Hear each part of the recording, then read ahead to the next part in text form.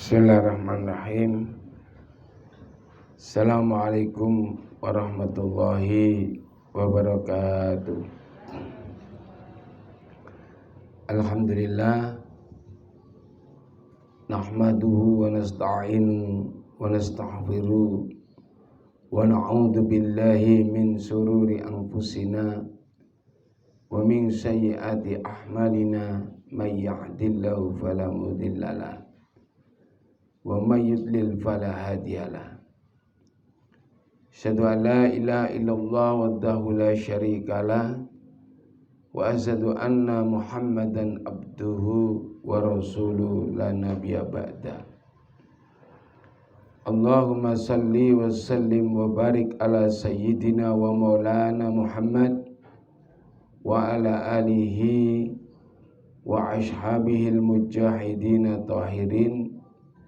La hawla wa la quwwata illa billahil aliyyil azim. Faqala ta'ala fil Qur'anil Karim, a'udzu billahi minasy syaithanir rajim. Bismillahirrahmanirrahim. Ya ayyuhan nasu ubudu rabbakumul ladzi khalaqakum wal ladzina min qablikum la'allakum tattaqun. Sadaqallahul adzim. Puji syukur hanya milik Allah. Salawat salam mudah-mudahan senantiasa tercurah kepada junjungan kita Nabiullah Muhammad sallallahu alaihi wasallam. Alhamdulillah kita masih diberi Allah banyak kenikmatan, wabil khusus kenikmatan Islam wal iman. Mudah-mudahan kenikmatan ini terus dijaga oleh Allah sehingga dengan Islam dan iman yang tertanam di dada kita, yang tertanam di hati kita, kita benar-benar menjadi orang yang hidup dengan Islam dan mati pun dengan Islam, membawa Islam. Ila dunya wa ala kulli niyatin shalihah wa hajatan shalihah lahul Fatihah. A'udzu billahi minasyaitonir rajim. Bismillahirrahmanirrahim. Alhamdulillahirabbil alamin. Arrahmanir rahim maliki yaumiddin. Iyyaka na'budu wa iyyaka nasta'in. Ihdinas siratal mustaqim. Siratal ladzina an'amta 'alaihim ghairil maghdubi 'alaihim waladdallin. Amin. Raditu billahi rabba wa bil islami dina wa bi Muhammadin nabiyya wa rasulah. Raditu billahi rabba wa bil islami dina wa bi Muhammadin nabiyya wa rasulah. Rabbi ishrah li sadri wa yassir li amri wahlul 'uqdatam min lisani yafqahu qawli. Rabbi zidni ilma warzuqni fahma. Alhamdulillah, kita lanjutkan pembahasan kita. Kalau kemarin kita bicara tiga, pahala itu ada tiga, orang berpuasa ada tiga, semuanya serba tiga. Sekarang juga ada tiga ciri orang berpuasa. Ada orang yang berpuasa itu, yang pertama, puasanya enggak diterima oleh Allah, yang enggak dapat pahala apa-apa dari puasanya.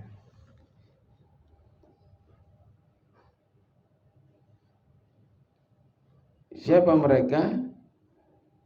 Mereka orang yang banyak berbuat syirik kepada Allah. Poso dilakoni, tapi masih melakukan kesirikan-kesirikan. Sekalipun untuk kesirikan-kesirikan kecil. Kan sudah saya katakan, syirik itu kan tiga kan? Kita ulangi lagi ya, syirik itu ada tiga. Yang pertama syirik besar, syirik akbar. Syirik akbar itu secara terang-terangan menyembah kepada selain Allah. Nyembah berhala, nyembah macam-macam lah, pokoknya nyembah kepada selain Allah secara terang-terangan. Nyembah punden,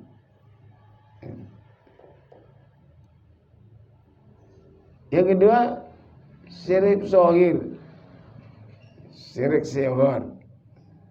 Itu syirik-syirik kecil.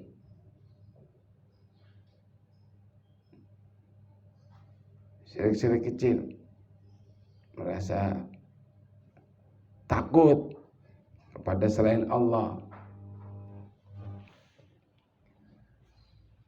Takut mati. Takut gak iso mangan, takut gak oleh rezeki, takut dagangannya ndak jalan, ndak laku.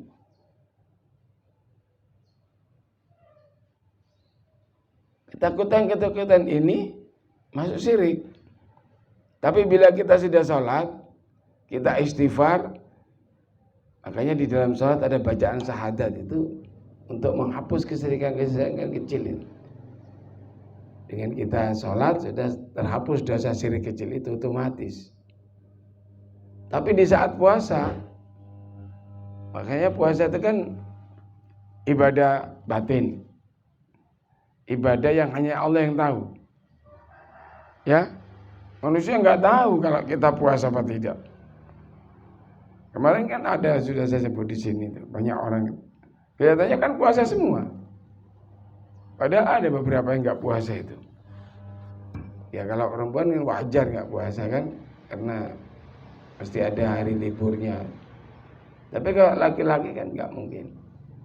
Kalau libur puasa itu dapat cuti dari Allah kan nggak mungkin. Tapi sulit, makanya puasa itu salah satunya didatangkan oleh Allah, diperintahkan oleh Allah itu untuk orang melatih menjadi pemberani. Menjadi orang yang yakin bahwa hidup saya ada dalam tanggungan Allah. Nyatanya saya yang biasanya makan jadi nggak makan ya nggak apa-apa gitu. Di situ melatih diri. Kok masih ada ketakutan selain Allah? Nah itu merusak. Masih merusak itu. Syirik-syirik seperti itu merusak ibadah puasa kita. Tetapi kalau sudah syirik besar, udah habis, hilang.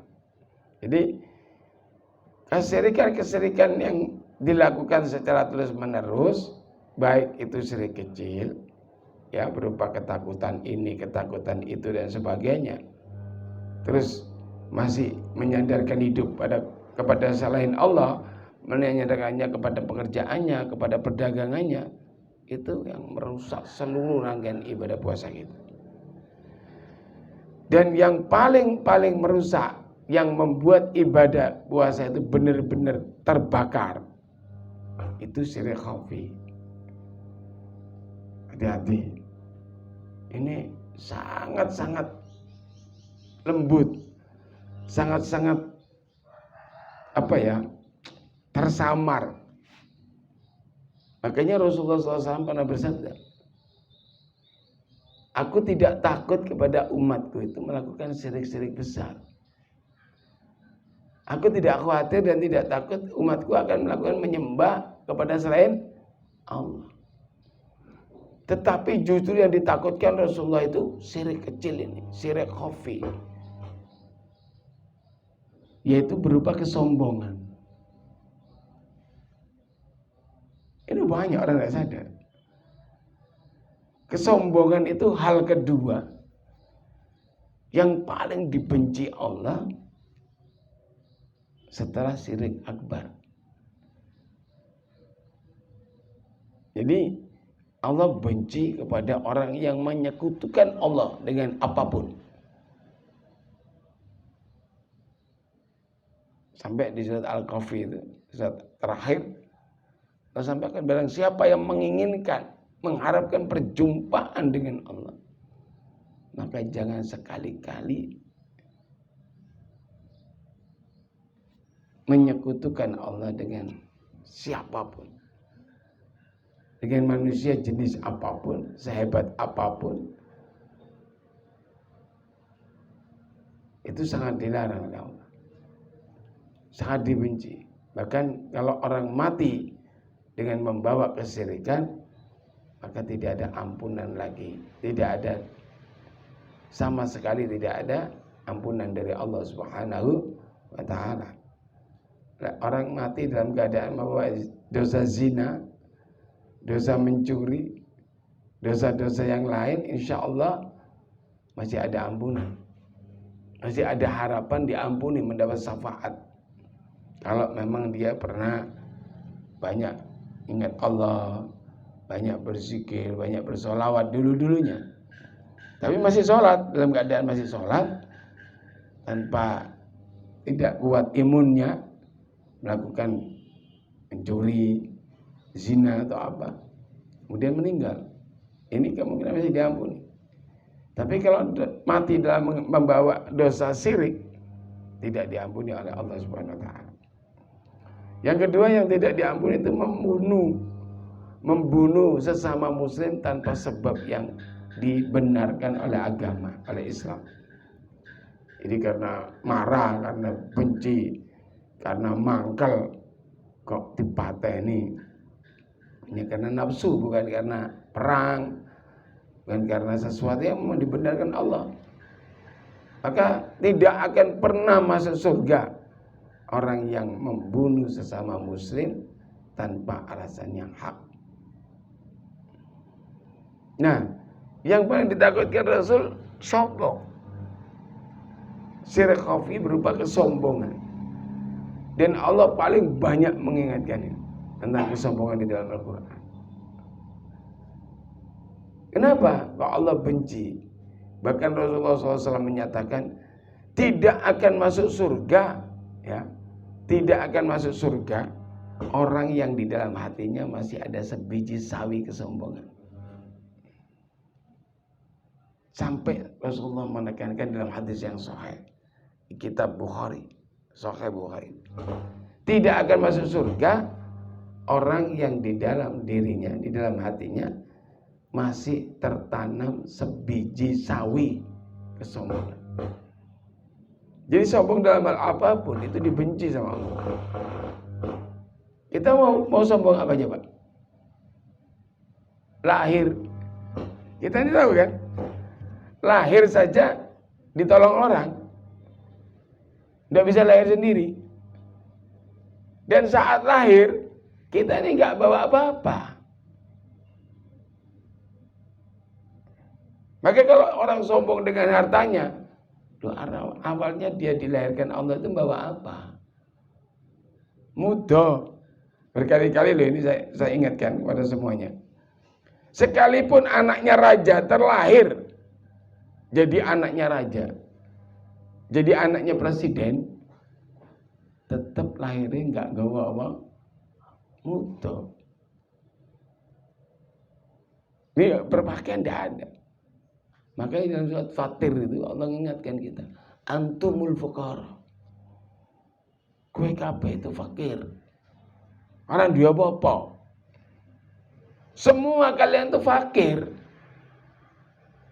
Wong kamu dulu lahir aja ke bumi ini, ke dunia ini nggak bawa apa-apa, pakaian sehari aja nggak bawa kok. Wa ana ghaniyul hamid, kata Allah. Sesungguhnya aku yang maha kaya dan maha membagi kekayaan. Ya, kita punya pakaian karena dikasih Allah. Maka nggak layak kita sombong dengan harta kita. Kita sombong dengan ilmu kita. Lahir itu bisa apa? Ngomong aja nggak bisa, ya? Ngomong aja nggak bisa. Mau tengkur aja susah. Belajar duduk aja susah. Belajar berdiri berkali-kali jatuh. Belajar jalan berkali-kali jatuh. Yang bisa kan itu Allah. Yang ngasih ilmu itu Allah. Ilmunya Allah ini seluas langit dan bumi. Air di lautan, di seluruh lautan itu diambil untuk menulis ilmunya Allah. Ditambah lagi 7 kalinya nggak cukup. Manusia itu tidak diberi ilmu oleh Allah kecuali sedikit, illa qalil. Sangat sedikit. Kalau di bumi ini ilmunya Allah semuanya, kita itu hanya satu tetes saja. Jadi kalau orang sombong dengan ilmu, yang dimiliki, merasa dirinya lebih dari yang lain. Dengan ilmunya dia merasa paling benar, paling ini, paling itu, paling pinter. Apa sudah bisa menembus bumi? Loh, sampai Allah tantang. Kalian sombong dengan apa yang kalian miliki. Sekali-kali kalian tidak akan bisa menembus bumi dan mencapai langit. Saya pernah ngomong kan, Pak Habibie itu pinter kan? Ya, yang bikin pesawat pinter nggak? Saya pernah naik pesawat waktu haji sama istri. Pesawatnya gede, isinya 500. 500. Coba bayangkan, kalau yang naik itu 500 orang, rata-rata beratnya 50 kilo. Berapa sudah penumpangnya? Berat penumpangnya sudah berapa? Rata-rata 50 kilo. 25 ton.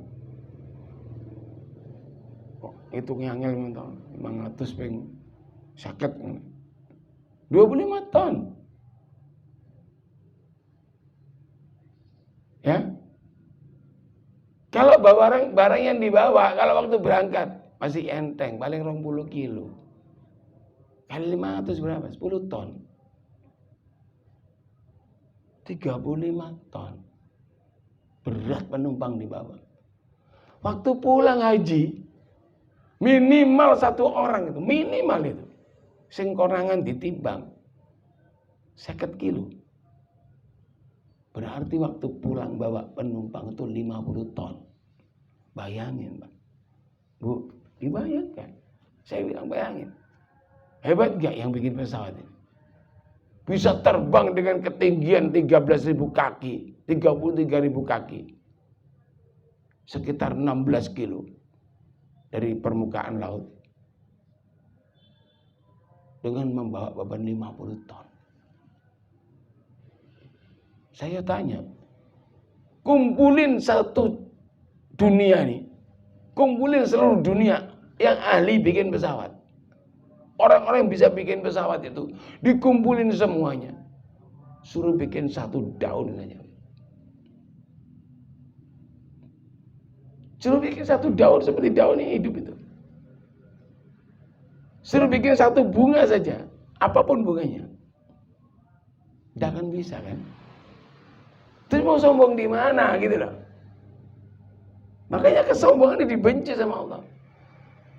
Dan siapapun yang di bulan Ramadan ini masih ada kesombongan apapun sambil puasa dia sombong, batal puasanya. Tidak hanya pahala puasanya yang batal, pahalanya tidak dapat. Puasanya pun ditolak oleh Allah Subhanahu wa taala. Ini yang pertama. Jadi bukan batal pahalanya tok. Puasanya pun ditolak oleh Allah. Padahal banyak ini masih di tempat kita. Kita sendiri masih tanpa sadar. Si sok-sokan kan. Masih rumusnya lebih dari yang lain. Sombong dalam hal apapun itu. Dibenci oleh Allah Subhanahu wa ta'ala. Dulu tahun berapa gitu. 80-an itu. Di California itu dicoba biji jagung itu diuraikan. Kandungannya apa isinya, berapa persen. Kemudian bikin dari zat atau bahan yang sama dengan komposisi yang sama, bikin biji jagung. Dilempar ke tanah. Berpuluh tahun tidak tumbuh. Tapi jagung yang asli disebar langsung tumbuh. Kenapa? Orang tidak sadar, Pak, Bu. Itu bernyawa. Semua tanaman ini bernyawa. Batu itu bernyawa. Kalau tidak percaya. Ya, saya pernah berkali-kali saya ambil kerikil cilik teko kali. Sing cilik kan. Sing utuh. Yang belum rusak masih utuh. kasih tanggal, ukur. Ya. Kalau tahu sketmat, pakai sketmat. Paling akurat ngukur pakai sketmat. Diukur, tulis tanggal sekian milimeter. Masukin di bak air kamar mandi. 6 bulan kemudian ambil ukur, lebih besar dia. 1 tahun lagi, lebih besar lagi. Tumbuh itu, hidup itu. Semuanya ini bernyawa. Semua ciptaan Allah itu. Daun, apa, bernyawa semua, pohon-pohon ini semua. Makanya, sabaha lillahi ma fis samawati wal ardh. Seluruh yang di langit dan di bumi itu bertasbih kepada Allah. Karena mereka bernyawa. Batu-batu bertasbih, pohon-pohon bertasbih, gunung-gunung bertasbih kepada Allah. Mereka sujud semuanya kepada Allah, menyerahkan diri kepada Allah. Jadi gambaran itu jelas lah. Mau sombong apa kita? Sombong ilmu jelas ilmu sithik. Gitu?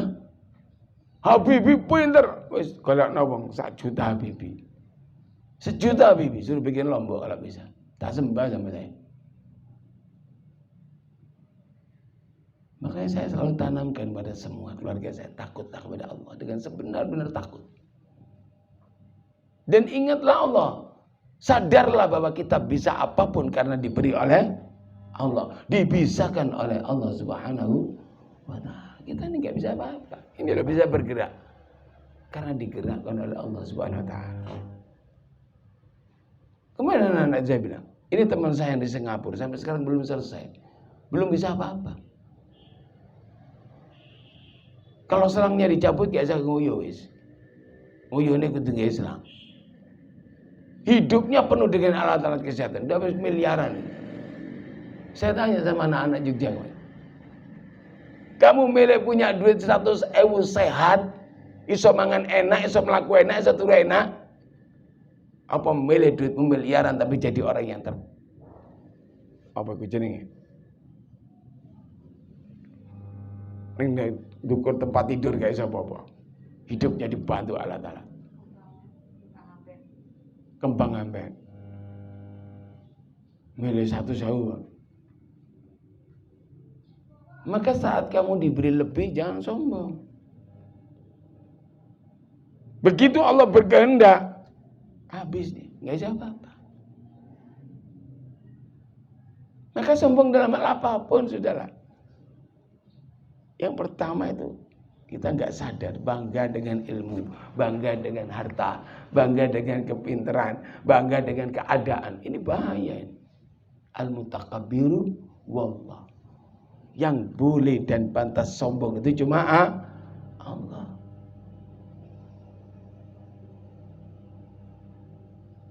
Mau sombong apapun lah. Kita ini masih butuh orang itu loh. Nyatanya tadi yang mati digotong wong.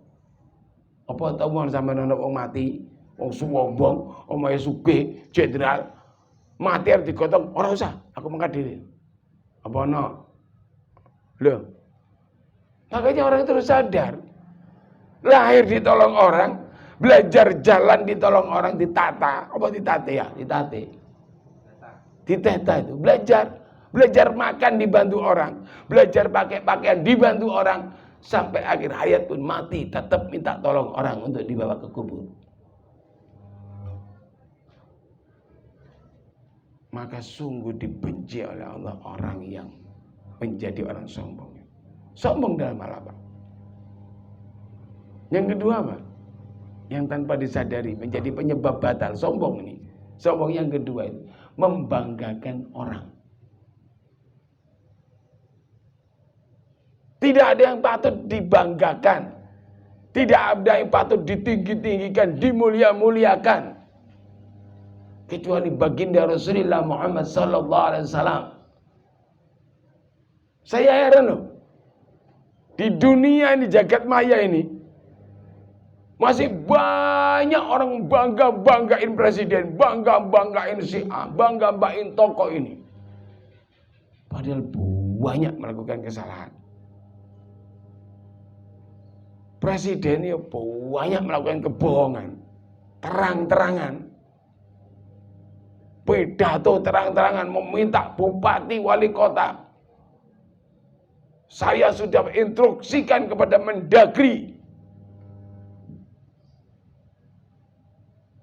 untuk menegur bupati wali kota gubernur agar tidak menciptakan kerumunan, agar tidak membuat acara-acara yang menimbulkan kerumunan, agar tidak melakukan kunjungan-kunjungan kerja yang menimbulkan kerumunan. Tapi dia sendiri membuat kerumunan, menciptakan kerumunan. Demi Allah saya bilang, ini di bulan Ramadan, demi Allah, presiden ini kalau mati masuk neraka ini. Ditolak semua amalnya sama Allah. Demi Allah.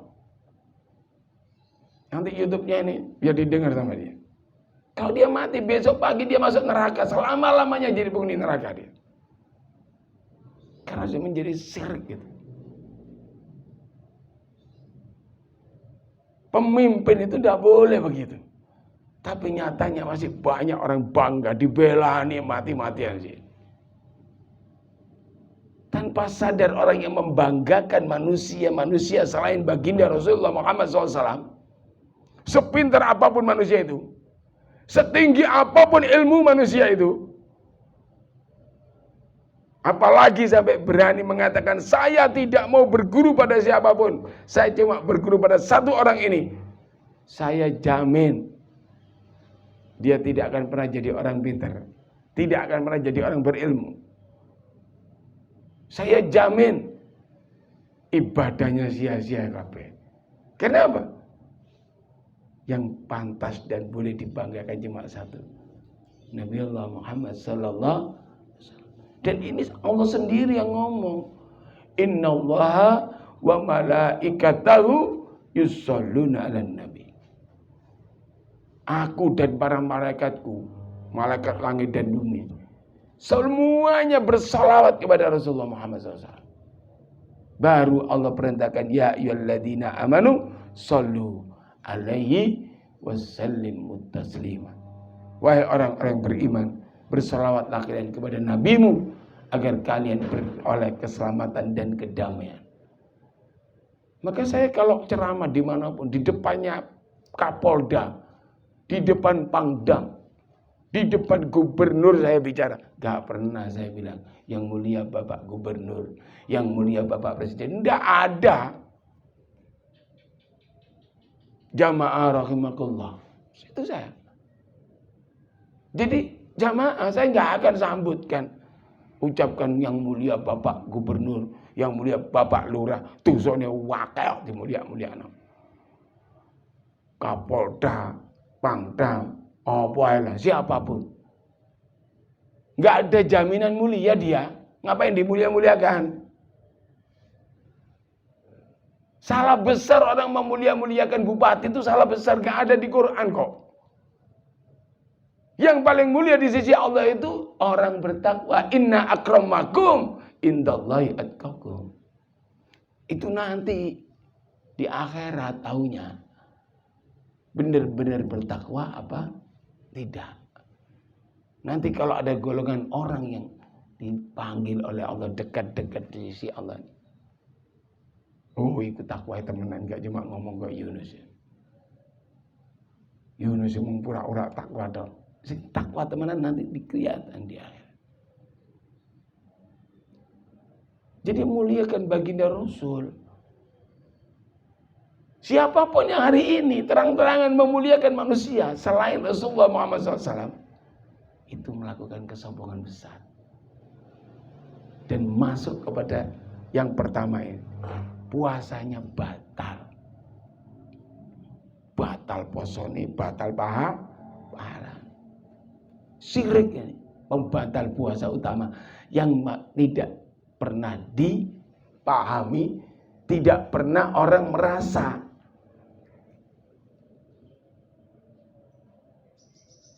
bangga dengan tokoh, bangga dengan kiai, bangga dengan jangan. Kita saling menghormati aja. Yang paling mulia nanti Allah yang tahu. Dan kemuliaan itu hanya datang dari Allah Subhanahu wa Ta'ala. Bangga dengan kedudukan. Oh, sangat kayak kedudukan Allah kok. Pemilik segala kerajaan di langit dan bumi ini Allah. Yang menetapkan dia mau jadi apa, mau jadi apa itu Gusti Allah.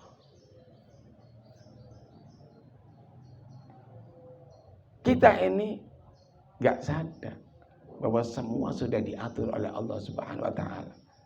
Kedudukan apapun itu milik Allah. Jabatan apapun milik Allah dan akan berakhir.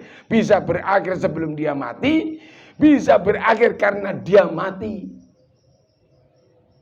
Ya kan? Orang punya jabatan apapun, aja dua. Berakhir karena pensiun atau berakhir karena dia mati saat menjabat. Kan gitu kan? Berarti dia tidak kuasa atas jabatan itu. Benar gak?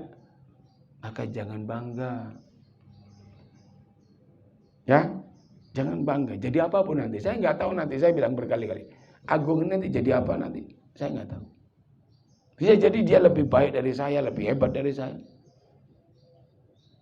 Dan saya nggak akan marah, nggak akan ngiri, nggak akan mengatakan, wah Agung gaya men, biar malah aku saya suka mau beli apa? Orang alhamdulillah, Agung saya bisa enak uripe gitu. Karena yang bisa Allah kok. Maka jangan pernah rendahkan orang saat ini. Bila kita menjumpai orang itu di bawah kita, jangan rendahkan. Karena kita nggak tahu nanti dia jadi apa. Saya paling benci sama orang kalau mau cari mantu dia pilih-pilih itu. Mongso suge, terus mantunya ra suge. Lah kon biyen kok apa suge? Lahirmu apa ya suge, langsung suge, duwe omah, duwe mobil ngono ta. Kok tak turunan-turunan sapa ya. Gaya men. Saya bilang sama anak-anak saya perempuan. Kamu mau nikah sama siapapun, anaknya tukang becak sekali. Tak terima. Asal dia muslim, bisa baca Quran, tekun ibadahnya, rajin sholatnya. Saya terima. Saya tidak pilih anaknya siapa, dari golongan apa enggak.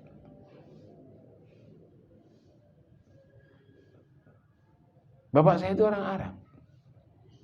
8 orang bersaudara, satu-satunya yang tidak nikah dengan sesama Arab cuma abi saya saja.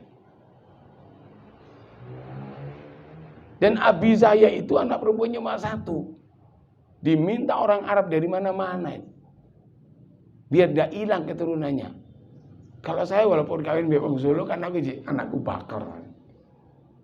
Iya kan? Gak mau abi saya itu. Enggak. Biar aja kawin sama orang Jawa. Dan abi saya itu wanti-wanti mbak anak-anaknya. Ojo kawin mbak wong Arab ya. Loh kenapa bi? Lah kamu itu hidup di Indonesia. Lah kamu hidup di Arab sana kawin mbak wong Arab wajar. Mergo sing mbok temoni wong Arab-Arab terus. Tapi untuk Indonesia kawinnya wong Indonesia biar menyatu. Asimilasi. Menungso iku padha kabeh. Tidak ada yang istimewa di sisi Allah kecuali orang yang bertakwa. Enggak usah milih-milih mantu. Mantu itu datang dari Allah. Kalau anak saya seneng, tak takoni, iso ngaji enggak kowe? Belum bisa. Ngaji sih, belajar. Enggak boleh kamu ngelamar anak perempuan saya sebelum lancar baca Quran. Suruh balik. Udah bener itu. Syarat pertama harus baca Quran. Kenapa? Ada hadis masyhur ya. Bila Allah itu menghendaki kebaikan kepada seseorang, menghendaki orang itu menjadi orang baik, apa? Allah pahamkan agama pada orang itu. Orang yang baik itu bukan orang yang wah pintar segala macam, tapi orang yang paham agama. Tidak akan pernah paham agama kalau nggak paham Quran. Mau Quran iso kalau paham agama gimana? Jangan. Kalau cari mantu ya Ini belum punya istri, suami ya. Kalau suami harus pintar ngaji. Tenan, Ustaz. Kendali utama hidup itu agama. Orang kalau sudah berpegang pada agama hidupnya, dimanapun dia akan hidup. Dimanapun dia akan diterima orang dan baik sama siapapun. Jadi syaratkan agama. Jangan sombong karena kaya golek mantu pada sugene. Wis profesor apa biyen langsung profesor?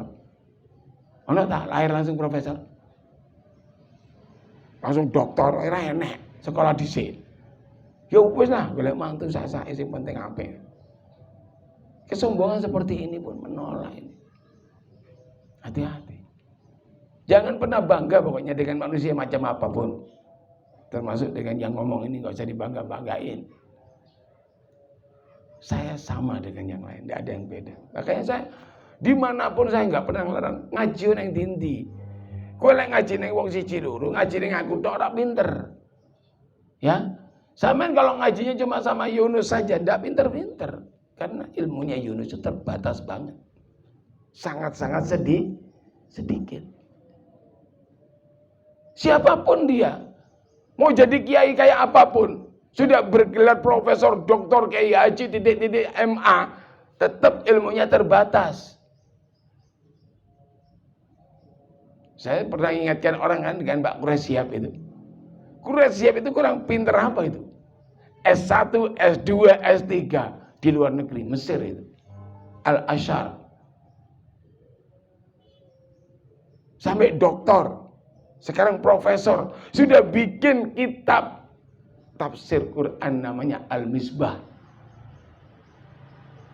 Gak main-main loh. Mau saya nulis satu buku aja sampai sekarang gak jadi-jadi. Saya goblok ya Yunus. Ini bisa bikin tafsir Quran. Tapi begitu ketemu manusia namanya Gus Bah, kaget dia. Ini manusia Quran katanya. Semua menang sekarang kan. Ada Gus Bah itu. Tapi di atasnya Gus Bah ada lagi itu, ada lagi sampai yang tertinggi baginda Rasulullah Muhammad sallallahu. Makanya lek ngaji mesti ngakeh. Ngaji kono. Ono masjid ngaji teko. Ada majelis pengajian datang.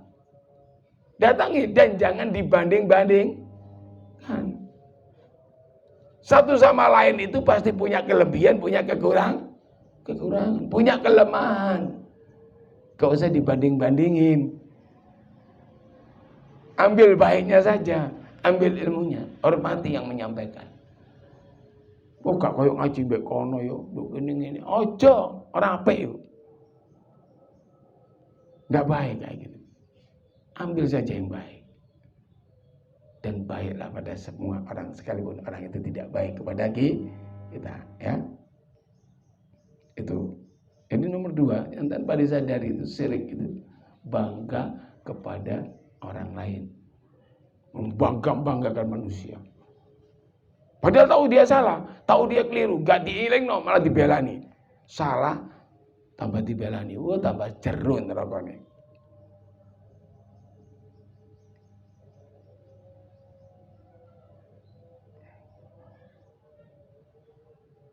Yang nomor 3 itu jarang terucap, tapi merendahkan orang lain di dalam hati. Kesombongan yang paling sombong itu merendahkan orang lain di dalam hati. Ngenyek uang tapi di jero hati. Ngono masih ngono iso. Tapi ngono gampang. Itu banyak.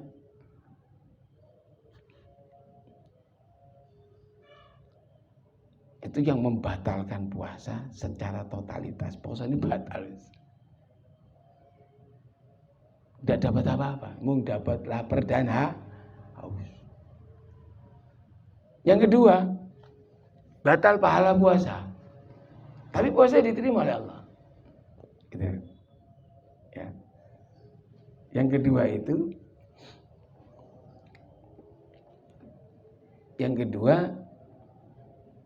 puasanya diterima oleh Allah sebagai penggugur kewajiban dia. Tapi pahalanya nggak ada. tidak berpahala puasanya. Karena nggak berpahala, ya nggak ada pengaruh dalam dirinya pada hidupnya. Setelah Ramadan ya pancet ngono-ngono wae. Ya, salah satu ciri orang puasa yang tidak mendapatkan pahala dari puasa itu, keluar dari Ramadan sama dengan sebelum Ramadan. Kelakuannya pada, kebiasaannya nggak meningkat, tidak lebih baik. Kualitas ibadahnya tidak lebih baik, tidak lebih banyak lagi. Sama. Bahkan ada yang lebih parah.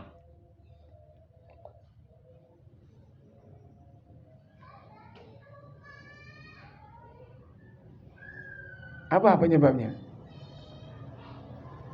Yang pertama, penyebab pahala-pahala ini hilang, tidak memuliakan Al-Quran di dalam bulan Ramadan. Gak pernah nyentuh Quran, ora tau maca Quran, mung poso lambe tok, poso weteng tok.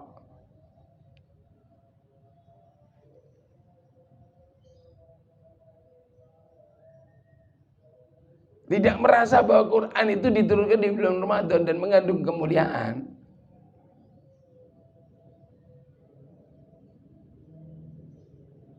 Jadi Quran tigurno. Itu yang disampaikan oleh Allah di dalam surat Al-Isra itu.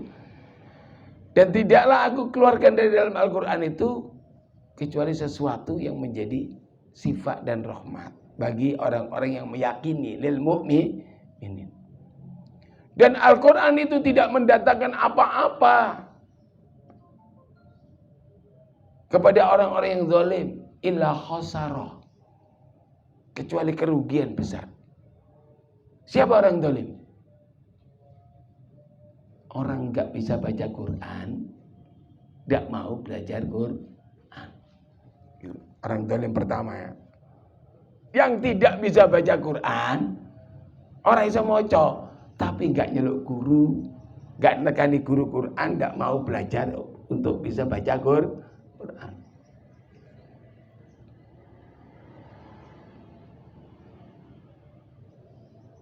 Orang zalim yang kedua, punya Quran, bisa baca Quran, tapi Al-Qur'annya disimpan yang lemari.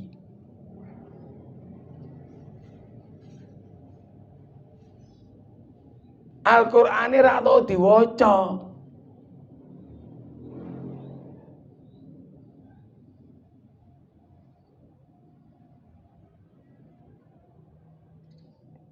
Tidak pernah dibaca Al-Qur'an. Itu orang zalim. Dia tidak akan mendapat apa-apa dari Al-Qur'annya kecuali ilaha sara, kecuali kerugian.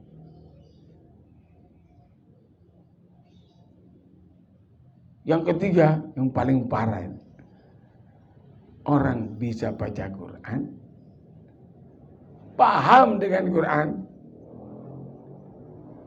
sidik-sidik yang ngerti tafsir, ngerti makna nih, tapi dia hidup jauh dari Quran.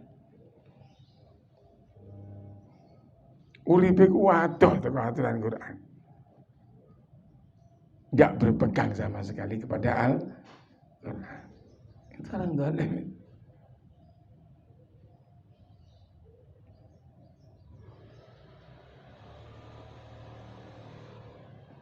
Yang kedua, orang yang banyak batal pahala puasanya, orang yang lebih mementingkan urusan duniawinya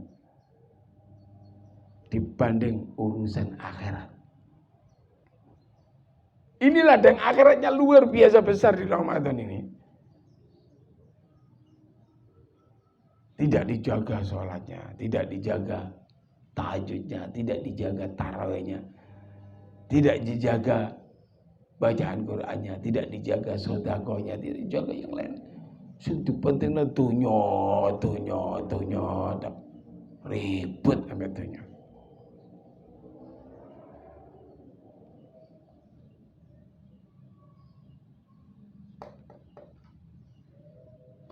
Ini Orang yang di dalam bulan Ramadan itu tidak mementingkan kepentingan akhirat, justru itu berkumpul urusan dunia. Bahaya itu.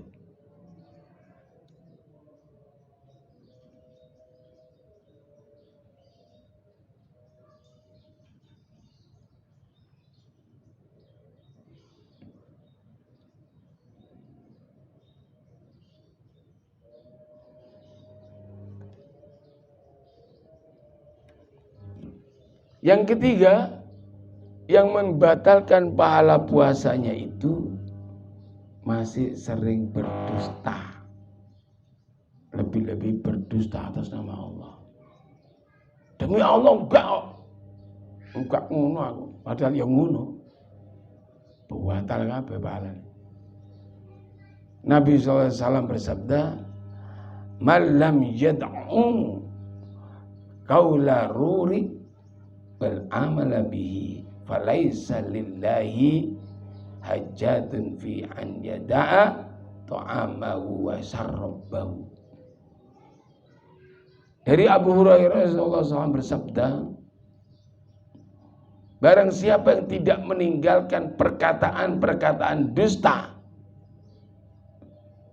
malah mengamalkannya dalam kehidupannya di bulan Ramadan ini, maka Allah tidak butuh dari rasa lapar dan haus yang dia tahan. Jadi barang siapa yang di bulan Ramadan ini dalam keadaan puasa, tidak meninggalkan perkataan dusta, malah sering bujuk, sering bohong. Iya diwara enggak diwara iya. Malah ditinggalkan enggak, diamalkan terus, banyak bohongnya. Maka Allah tidak butuh dari rasa lapar dan rasa haus yang dia tahan. Hadis riwayat Bukhari.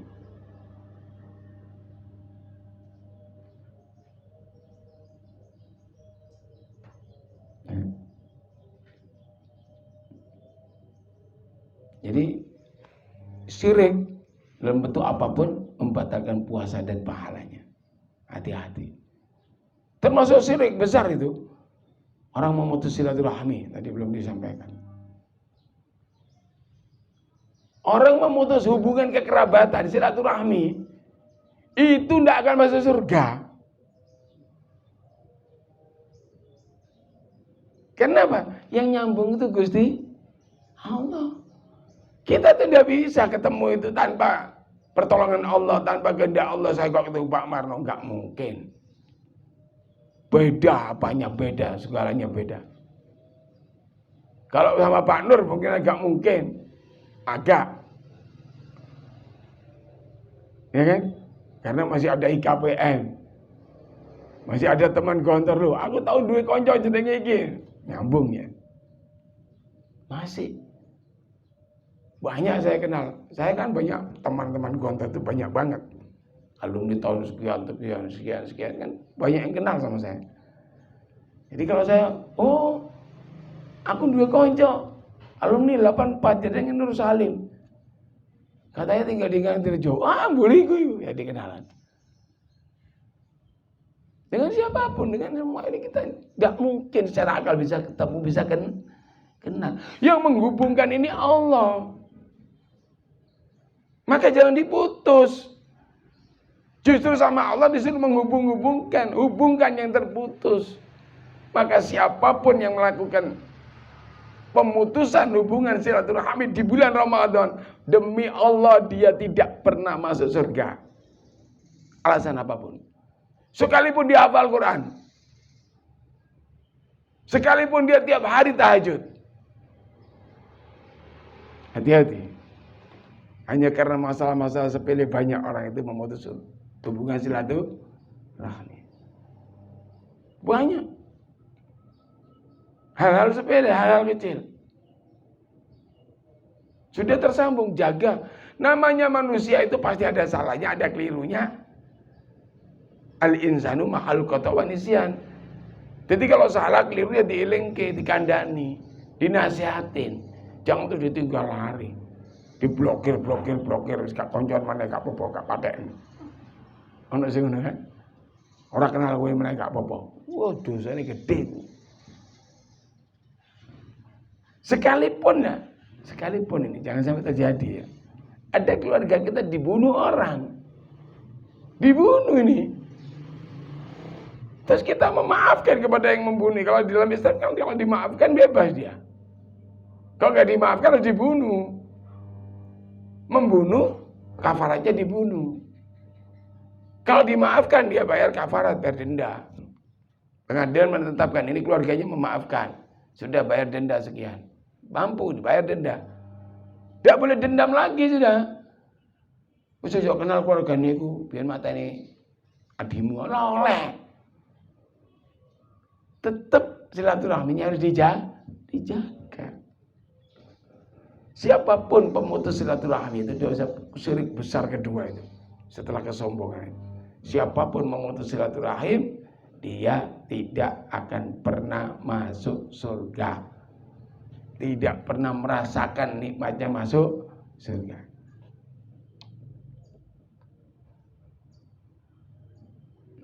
Yang ketiga, cuma mengurangi pahala puasa. Puasanya diterima, tapi pahalanya sithik, dikurangi. Siapa mereka? Orang yang berpuasa, tapi belum bisa meninggalkan dosa-dosa kecil. Ya, puasa, tapi belum bisa meninggalkan dosa kecil. Wis lali ketemu wonge. Benci aku wonge. Dosa itu, tidak boleh. Kita ini gak suka sama orang karena perbuatannya, karena apanya. Udah lupa kita sebetulnya. Ketemu malah melengos. Anak enggak kan? Banyak. Kadang disapa assalamualaikum, salam. Menjawab bebe. Sing parah itu sholat diimami. Sing imami pas gak disenengi. Waladon, amin. Enggak ada itu. Ada gak gitu? Ada. Itu berkurang pahala puasanya. Ojo lho Bu, tak kandhani sampean. Setelah aku yo kena, berkurang pahala puasanya. Tidak beristighfar, terus grogoti. Begitu, Bu, ojo Bu, aku kena wingi. Wis tak sampean kena bisa. Astagfirullahaladzim, poso Bu sepurone isih malih. Kurang wis. Diterusno. Sing ibuke takon. Lha apa yo? Iya, kowe tanggoku sing kono ngomong, sing kono ngomong, tambah kurang, tambah kurang. Hati-hati. Tenang. Hal kecil, tapi bisa mengurangi pahala puasa kita. Sama tuh nanti Bu. Ojo Bu, main meneh jatuh kelompok nang kono. Nang kono murah, 500 oleh sak rancang. Nang kono 1000 lho mek samene. Pas poso kurang bae. Itu dosa-dosa kecil.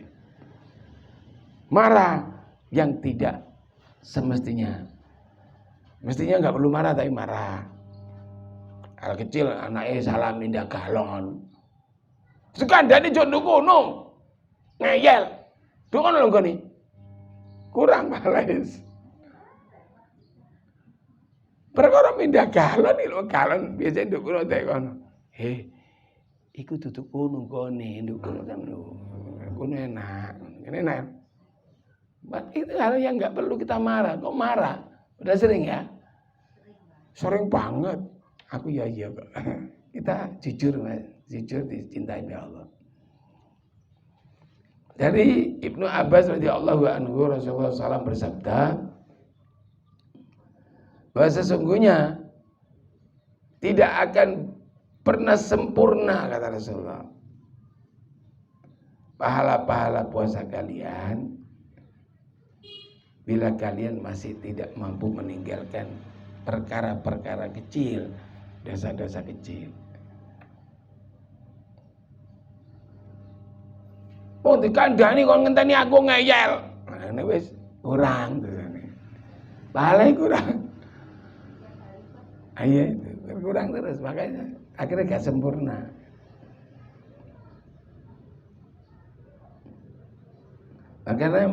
Karenanya kenapa kita diwajibkan zakat fitrah di akhir Ramadan itu agar menutup celah-celah buruk ini.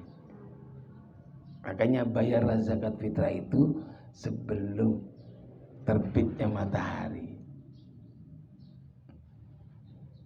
Agar puasa itu yang tadi ada dosa-dosa kecil yang mengurangi pahalanya tertutup sehingga balik murni, balik utuh pahalanya.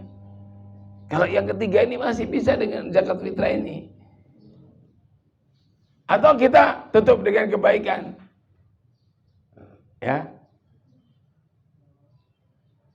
Wa adbi sayyi'atal hasanata tamuka. Oh, aku mau lapor poso-poso kamu. Coba cepet golek arek miskin. Golek wong gak duwe. Bu, nuwun sewu. Kula sedekah ta menjenengan nggih. Dongake mugi-mugi dinten niki puasa kula sae.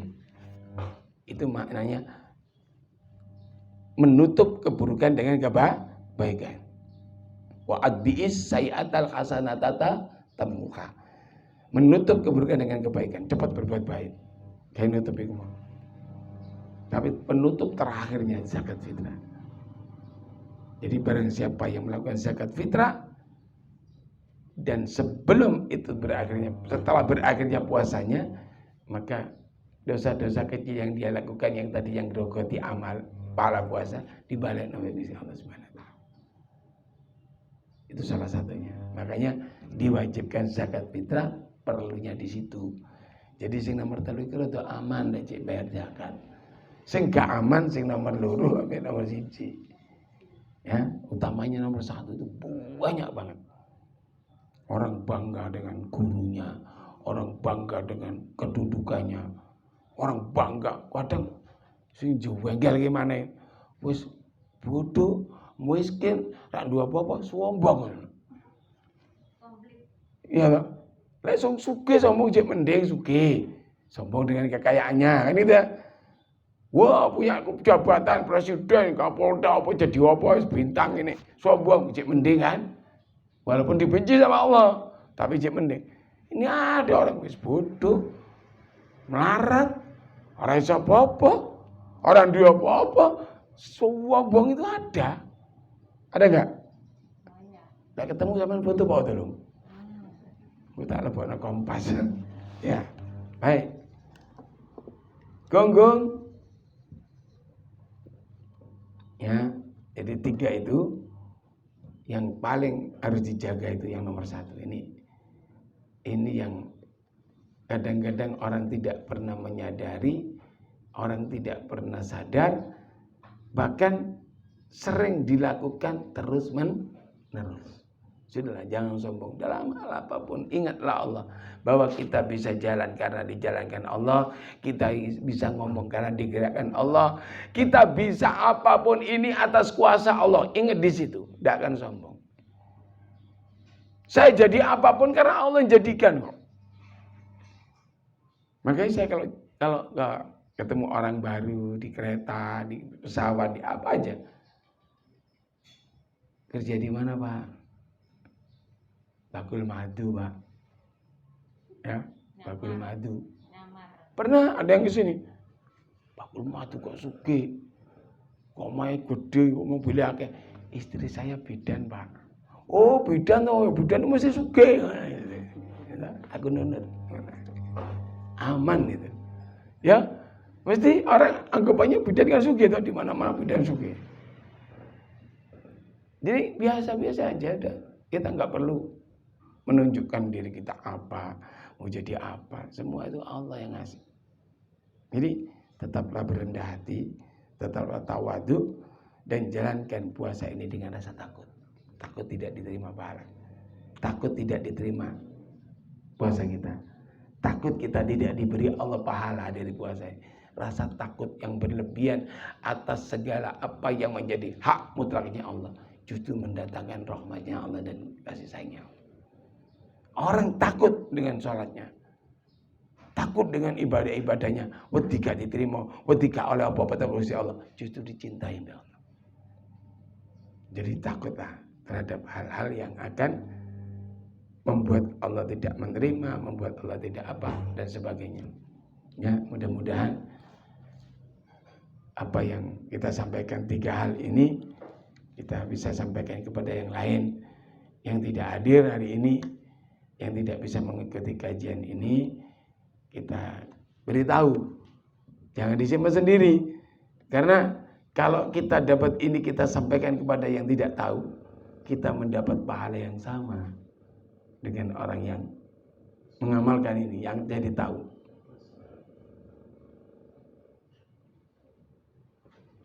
Itu. Baik, ada pertanyaan?